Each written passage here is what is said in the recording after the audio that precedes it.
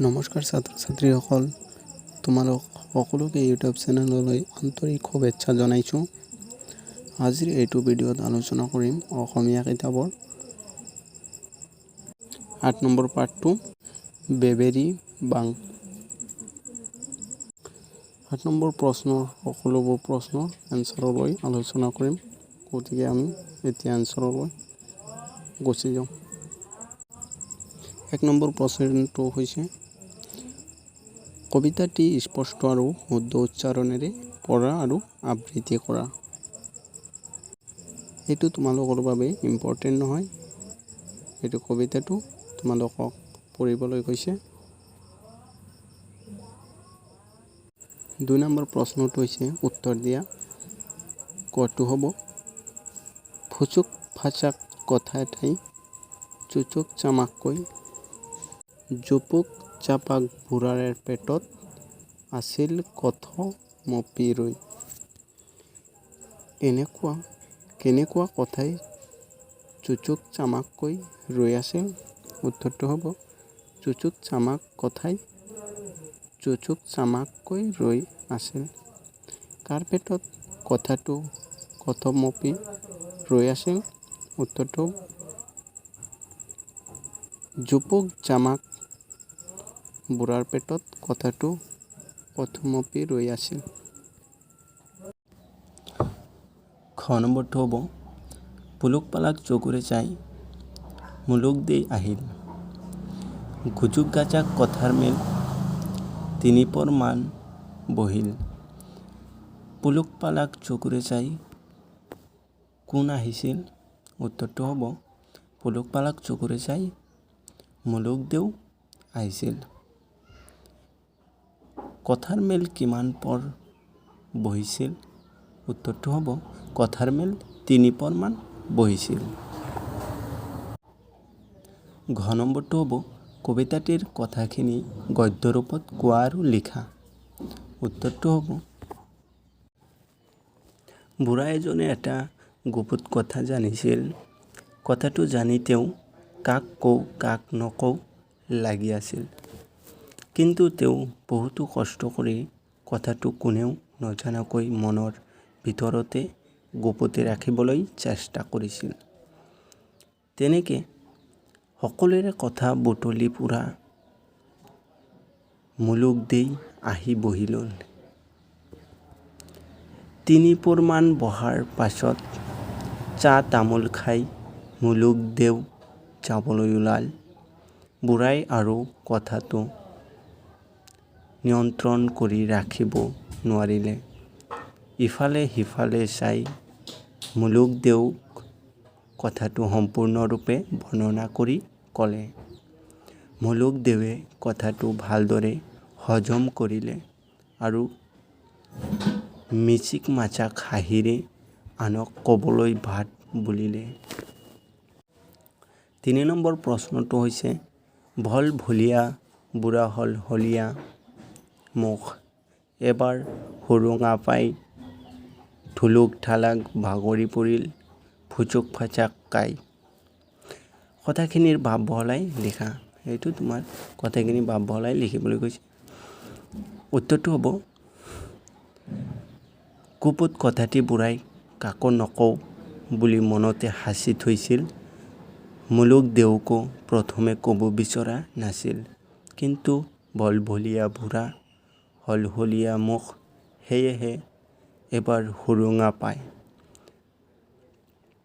মুলুক দেওক গোটেই কথাখিনি আদিৰ পৰা অন্তৰলৈ হলহলীয়াকৈ কৈ দিলে। আৰু আনৰ কথা বুটলি ফুৰা মুলুক দেৱে কথাটো কোনোমতে হজম কৰি মিচিক মাচাক হাঁহিৰে আনক ক'বলৈ ভাত বুলিলে। 4 নম্বৰ প্ৰশ্নটো হৈছে কবিতাটিৰ পৰা সবৰ্ণ শেষ হোৱা শব্দবোৰ বাছি উলিওৱা। উত্তৰটো হ'ব ফুচুক ফাচাক চুচুক চামাক জুপুক জাপাক পুলুক পালাক মুলুক গুচুক গাচাক গোটক গাটাক মটক মাটাক খটক খাটাক বুটুক বাটাক দুলুক ডালাক টুপুক টাপাক আৰু মুচুক মাছাক। 5 নম্বৰ প্ৰশ্নটো হৈছে এইটো হ'ব উত্তৰ দিয়া 5ৰ ক ভাত উতলা দি বুটুক বাটাক কৈ বুঢ়াৰ পেটত উতলি থাকি কোন ওলাব নোৱাৰা হৈ আছিল। উত্তৰটো হ'ব ফুচুক ফাচাক কথা। খ নম্বৰটো হ'ব মুলুক দেও কেনেকৈ যাবলৈ ওলাল। উত্তৰটো হ'ব মুলুক দেও খৰম খটক খাটাক কৰি যাবলৈ ওলাল। গ নম্বৰটো হ'ব মুলুক দেৱে কেনেদৰে বাট বুলিছিল। উত্তৰটো হ'ব মুচুক মাছাক হাঁহি মাৰি। 6 নম্বৰ প্ৰশ্নটো হৈছে বিশেষ পদবোৰ বিশ্লেষণ পদলৈ নিয়া। উত্তৰ হ'ব বন বনোৱা, ৰণ ৰনোৱা, ঘৰ ঘৰুৱা, হাৰ হাৰুৱা, পলস পলসুৱা, বজাৰ বজৰুৱা। 7 নম্বৰ প্ৰশ্নটো হৈছে দুজনীয়া দলত বিভক্ত হৈ উদাহৰণ চাই অন্তৰ্মিল থকা আন আন শব্দ গঠন কৰিবলৈ চেষ্টা কৰা। কৈ গৈ ৰৈ এইবিলাক দি মুচুক মাছাক চুচুক চামাক খুচুক খাচাক খুচুক ফাচাক টুপুক টাপাক এইটো হ'ব বুটুক বাটাক জুপুক জামাক খুটুক খাটাক আৰু কুৰুক কাৰাক এইটো হ'ব কুৰুক মাৰাক পুৰুক পাৰাক বুৰুক বাৰাক চলচলীয়া এইটো হ'ব জলজলীয়া গলগলীয়া মলমলীয়া চিকমিকিয়া এইটো হ'ব চিকমিকিয়া মিকমিকিয়া বিজবিজিয়া চিকচিকিয়া। 8 নম্বৰ প্ৰশ্নটো হৈছে কবিতা কেইফাকি পঢ়া আৰু অনুৰূপ শব্দবোৰত চিন দিয়া। এইটো গড় চৰ এইটো হৈছে ভাঙি নিলে বৰদলৈ চিলাই ৰহিমলাই কান্দি আছে ইনাই বিনাই চাউল চাউল একো নাই খুৰীবোৰো তিতা ছাগলী তাগলী কিনি গ'ল চেদেলি বেদেলি। 9 নম্বৰ প্ৰশ্ন হৈছে কবিতাটিত তোমালোকে তিতা শব্দটো পাইছা। এই তিতা শব্দটিয়ে বাক্যভেদে বেলেগ বেলেগ অৰ্থ প্ৰকাশ কৰে।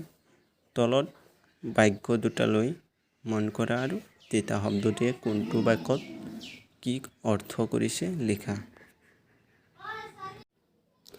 এইটো তোমালোকৰ বাবে ইম্পৰ্টেণ্ট নহয়। 10 নম্বৰ প্ৰশ্ন হৈছে শব্দৰ লগত অৰ্থ মিলোৱা। আটা গেহুৰ গুৰি আটা পিতাকৰ পিতাক কাণ শুনা ইন্দ্ৰিয় কাণ কাণ্ড।